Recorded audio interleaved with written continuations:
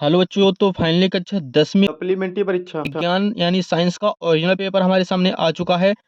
आपको बिल्कुल भी टेंशन नहीं लेना है, क्योंकि पूरा का पूरा ओरिजिनल पेपर का सॉल्यूशन भी हमने बना रखा है। आप लोग देख सकते हैं बच्चों, ये हमने सॉल्यूशन बना रखा है और इस सॉल्यूशन को बनाने में 5 से 6 दिन लगे हैं बच्चों हमको।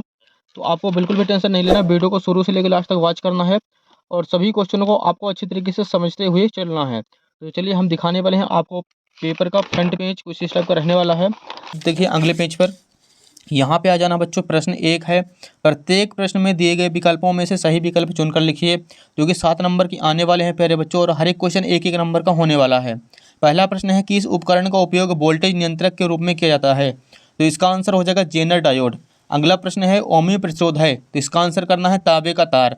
अगला प्रश्न सी नंबर देखिए, संयुक्त सूक्ष्मदर्शी में नेत्रिका की फोकस दूरी अभिदृश्य की फोकस दूरी से अधिक होती है। अगला प्रश्न है, एक प्रोटॉन में न्यूनतम आवेश होता है तो 1.6 × 10⁻⁻19 कूलाम। अगला प्रश्न देखिए, किसी कुंडली का स्वप्रेरकत्व तो निर्भर नहीं करता है, तो इसका आंसर हो जाएगा कुंडली में प्रवाहित धारा पर। अगला प्रश्न है, ट्रांसफार्मर किस सिद्धांत पर आधारित होता है, तो इसका आंसर करना है अन्योन्य प्रेरण। अगला प्रश्न देखिए, विद्युत चुम्बकीय तरंगें उत्पन्न होती हैं, तो इसका आंसर करना हमें त्वरित आवेश से। अगला प्रश्न देखिए नेक्स्ट पेज पर है, प्रश्न 2, रिक्त स्थानों की पूर्ति कीजिए। ये भी 7 नंबर के हैं और हर एक क्वेश्चन 1-1 नंबर का होने वाला है। पहला क्वेश्चन देखिए, सबसे अधिक आवृत्ति की विद्युत चुम्बकीय तरंगे गामा किरणों की है। धारावाही परिनालिका वृत्ताकार लूप की भांति व्यवहार करती है। मीटर सेतु व्हीटस्टोन सेतु के सिद्धांत पर आधारित उपकरण है। जल के अंदर वायु का बुलबुला अपसारी यानी अवतल लेंस की भांति व्यवहार करता है। नंद गेट का बूलियन व्यंजक y=a.v का वार है। आकाश का नीला दिखाई देने का कारण प्रकाश का प्रकीर्णन है। अगला प्रश्न देखिए, विद्युत परिपथ में वोल्ट मीटर को सदैव समांतर क्रम में जोड़ते हैं। तो यहाँ पे अपना फिल इन द ब्लैंक्स भी कंप्लीट हो चुका है। अगला प्रश्न देखिए, मैच द फॉलोइंग, सही जोड़ी मिलाइए। प्रश्न तीसरा है, पहला क्वेश्चन देखिए, इसका संयुक्त सूक्ष्मदर्शी की आवर्धन क्षमता, तो इसका आंसर हमें ये करना है डी नंबर। दूसरा है ब्रूस्टर का नियम, तो इसका आंसर करना है प्रकाश का ध्रुवण। अवरक्त किरणें, तो इसका आंसर करना हर्शेल। इलेक्ट्रॉन वोल्ट, तो इसका आंसर हमें करना है ऊर्जा का मात्रक है। डायनेमो, तो प्यारे बच्चों इसका आंसर करना हमें विद्युत चुम्बकीय प्रेरण। अमीटर, इसका आंसर हो जाएगा धारा नापने का यंत्र। विद्युत समर्थ, तो इसका आंसर हो जाएगा VI। तो यहाँ पे अपना मैच द फॉलोइंग भी कंप्लीट हो चुका है, आपको स्क्रीनशॉट ले लेना है, अच्छे से कंप्लीट कर लेना है। अगला प्रश्न देखिए, प्रश्न 4 है हमारे सामने, प्रत्येक कथन का एक वाक्य में उत्तर दीजिए। पहला प्रश्न है, लेंस की फोकस दूरी लेंस की क्षमता पर किस प्रकार निर्भर करती है, तो इसका आंसर हो जाएगा P = 1/F। किस गेट को व्युत्क्रम गेट कहा जाता है, तो नॉट गेट को। लेंज का नियम किस सिद्धांत पर आधारित है, तो इसका आंसर हो जाएगा ऊर्जा संरक्षण के नियम पर। देहली आवृत्ति क्या है, तो कम आवृत्ति के विकिरण से प्रकाश इलेक्ट्रॉन उत्सर्जित नहीं होने की। खगोलीय दूरदर्शी की आवर्धन क्षमता कैसे बढ़ाई जा सकती है, तो पहला पॉइंट लिखना हमें अभिदृश्य की फोकस दूरी और दूसरा हो जाएगा नेत्रिका की फोकस दूरी बढ़ाकर। अगला प्रश्न है, कुचालक माध्यम की उपस्थिति पर विभव का क्या प्रभाव पड़ता है, तो इसका आंसर हो जाएगा विभव घट जाएगा। अगला प्रश्न है, विस्थापन धारा किस कारण उत्पन्न होती है, तो इसका आंसर करना हमें समय के साथ विद्युत क्षेत्र में परिवर्तन के कारण उत्पन्न होती है। क्रमांक 5 देखिए, प्रकाश संश्लेषण की क्रियाविधि का केवल रासायनिक समीकरण दीजिए। तो इसका आंसर हम आपको दिखाने वाले, आप लोग यहाँ पे देख लीजिए और आपको दबा के बच्चों स्क्रीनशॉट लेते चलना है और सभी क्वेश्चनों को अच्छे तरीके से कंप्लीट कर लेना है।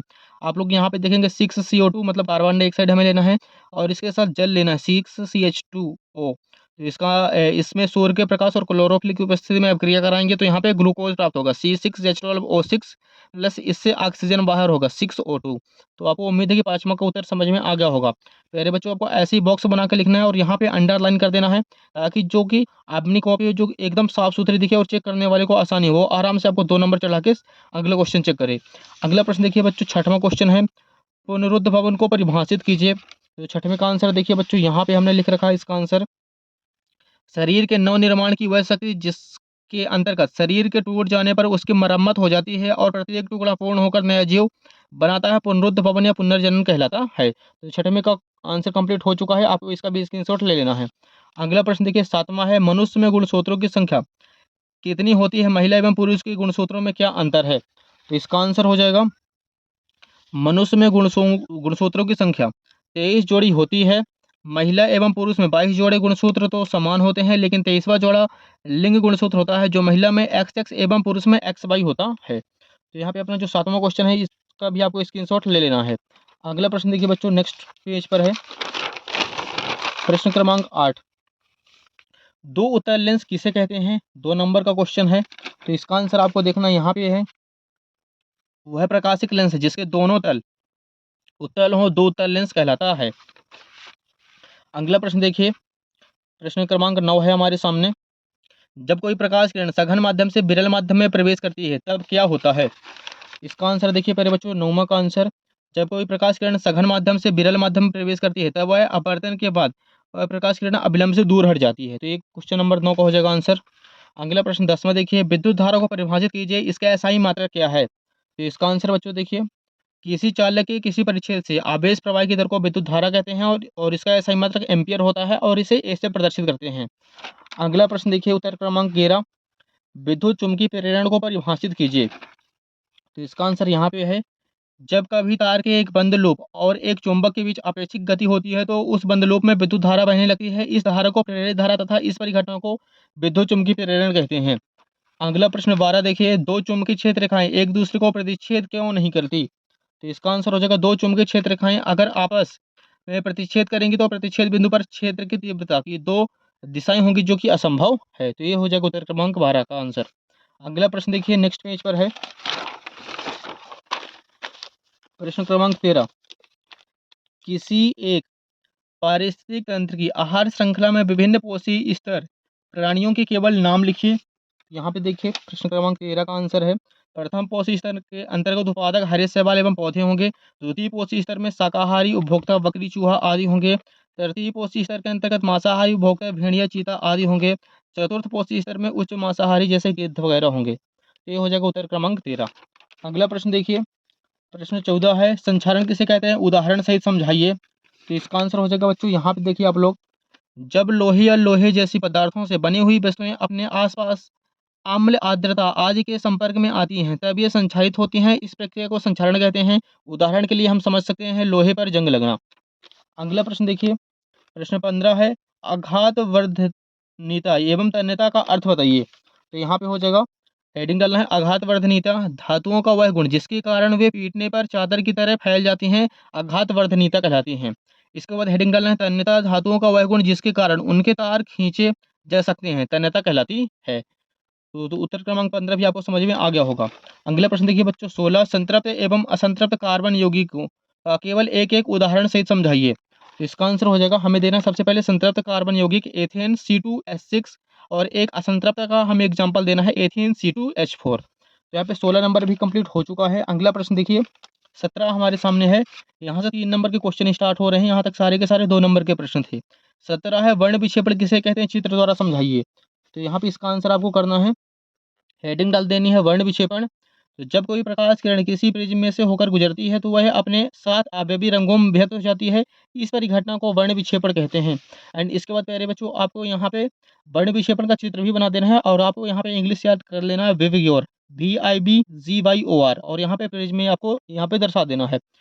अगला प्रश्न देखिए, प्रश्न क्रमांक 18, अवक्षेपण अपक्रिया किसे कहते हैं? एक उदाहरण लिखिए। तो इसका आंसर हो जाएगा यहाँ पे, जब दो अभिकारक विलयन आपस में अपक्रिया करके अविलेय ठोस उत्पाद बनाते हैं तो उस विलयन में ठोस अवक्षेपित हो जाते हैं, इस क्रिया को अवक्षेपण कहते हैं। उदाहरण के लिए AgNO3 प्लस NaCl से अवक्षेप हमें बनेगा AgCl प्लस NaNO3 हो जाएगा बाहर। तो ये हो जाएगा अपना उत्तर क्रमांक 18 का आंसर।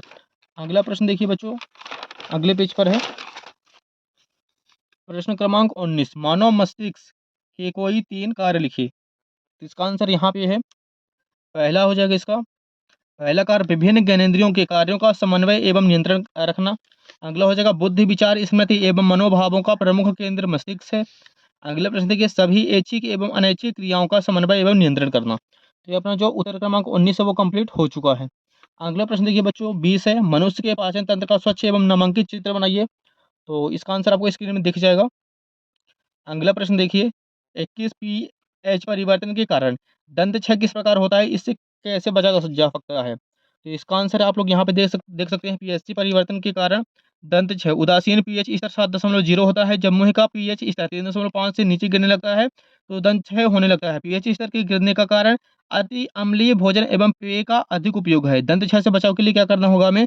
हमको अम्लीय भोजन एवं पेय का कम से कम उपयोग करना चाहिए। प्रत्येक बार भोजन के बाद दांतों की अच्छे से सफाई करनी चाहिए। रात्र को सोते समय तथा प्रातः जागने के बाद हमको नियमित रूप से ब्रश करना चाहिए। प्रश्न देखिए, प्रश्न 15 है, आघातवर्धनीयता एवं तन्यता का अर्थ बताइए। तो यहाँ पे हो जाएगा, हेडिंग डालना है आघातवर्धनीयता, धातुओं का वह गुण जिसके कारण वे पीटने पर चादर की तरह फैल जाती हैं, आघातवर्धनीयता कहलाती हैं।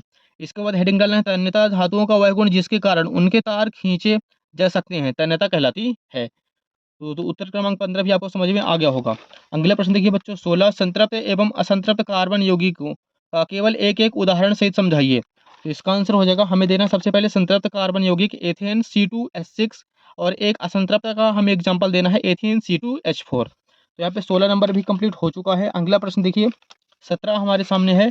यहाँ से 3 नंबर के क्वेश्चन स्टार्ट हो रहे हैं, यहाँ तक सारे के सारे 2 नंबर के प्रश्न थे।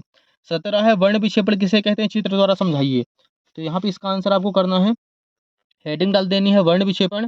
तो जब कोई प्रकाश किरण किसी प्रिज्म में से होकर गुजरती है तो वह अपने 7 आवेवी रंगों में विभक्त हो जाती है, इस परिघटना को वर्ण विक्षेपण कहते हैं। एंड इसके बाद प्यारे बच्चों, आपको यहाँ पे वर्ण विक्षेपण का चित्र भी बना देना है और आपको यहाँ पे इंग्लिश याद कर लेना है, विवग्योर, VIBGYOR, और यहाँ पे प्रिज्म में आपको यहाँ पे दर्शा देना है। अगला प्रश्न देखिए, प्रश्न क्रमांक 18, अवक्षेपण अपक्रिया किसे कहते हैं, एक उदाहरण लिखिए। तो इसका आंसर हो जाएगा यहाँ पे, जब दो अभिकारक विलयन आपस में अपक्रिया करके अविलेय ठोस उत्पाद बनाते हैं तो उस विलयन में ठोस अवक्षेपित हो जाते हैं, इस क्रिया को अवक्षेपण कहते हैं। उदाहरण के लिए AgNO3 प्लस NaCl से अवक्षेप हमें बनेगा AgCl प्लस NaNO3 हो जाएगा बाहर। ये हो जाएगा अपना उत्तर क्रमांक 18 का आंसर। अगला प्रश्न देखिए बच्चों, अगले पेज पर है, प्रश्न क्रमांक 19, मानव मस्तिष्क के कोई 3 कार्य लिखिए। तो इसका आंसर यहाँ पे है, पहला हो जाएगा इसका, पहला कार्य विभिन्न ज्ञानेंद्रियों के कार्यों का समन्वय एवं नियंत्रण रखना। अगला हो जाएगा बुद्धि विचार स्मृति एवं मनोभावों का प्रमुख केंद्र मस्तिष्क है। अगला प्रश्न देखिए, सभी ऐच्छिक एवं अनैच्छिक क्रियाओं का समन्वय एवं नियंत्रण करना। तो ये अपना जो उत्तर क्रमांक 19 है वो कंप्लीट हो चुका है। अगला प्रश्न देखिए बच्चों, 20 है, मनुष्य के पाचन तंत्र का स्वच्छ एवं नामांकित चित्र बनाइए। तो इसका आंसर आपको स्क्रीन में दिख जाएगा। अगला प्रश्न देखिए, 21 pH परिवर्तन के कारण दंत क्षय किस प्रकार होता है, इससे कैसे बचा जा सकता है। तो इसका आंसर आप लोग यहाँ पे देख सकते हैं, pH परिवर्तन के कारण दंत क्षय, उदासीन pH स्तर 7.0 होता है, जब मुंह का pH स्तर 3.5 से नीचे गिरने लगता है तो दंत क्षय होने लगता है। pH स्तर के गिरने का कारण अति अम्लीय भोजन एवं पेय का अधिक उपयोग है। दंत क्षय से बचाव के लिए क्या करना होगा हमें, हमको अम्लीय भोजन एवं पेय का कम से कम उपयोग करना चाहिए। प्रत्येक बार भोजन के बाद दांतों की अच्छे से सफाई करनी चाहिए। रात्र को सोते समय तथा प्रातः जागने के बाद हमको नियमित रूप से ब्रश करना चाहिए। नेक्स्ट प्रश्न देखिए बच्चों, उत्तर क्रमांक 22 है हमारे सामने, एल्केन सजातीय श्रेणी के किन्हीं 4 सदस्यों के नाम अणुसूत्र एवं संरचना सूत्र से समझाइए। इसका आंसर आप लोग यहाँ पे देख सकते हैं। सबसे पहले डालना है एल्केन का नाम, अणुसूत्र, इसके बाद संरचना। पहले देखिए मेथेन, इसका सूत्र होता है CH4 और यहाँ पे इसकी संरचना बना देते हैं, कार्बन 1 और हाइड्रोजन 4, तो चारों तरफ से एक एक जोड़ देना है। इसके बाद है बच्चों एथेन C2H6, 2 कार्बन और 6 हाइड्रोजन हमें जोड़ देना है।